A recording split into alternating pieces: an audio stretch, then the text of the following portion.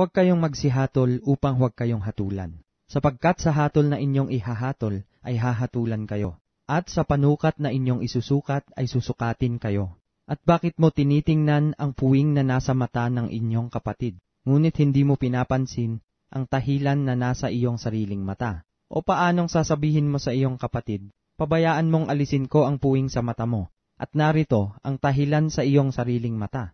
Ikaw na mapagpaimbabaw, alisin mo muna ang tahilan sa iyong sariling mata, at kung magkagayoy makikita mong malinaw ang pag-aalis mo ng puwing sa mata ng iyong kapatid. Huwag ninyong ibigay sa mga aso ang anumang banal, ni ihagis man ang inyong mga perlas sa harap ng mga baboy. Baka yurakan ng kanilang mga paa, at mangagbalik at kayo'y lapain.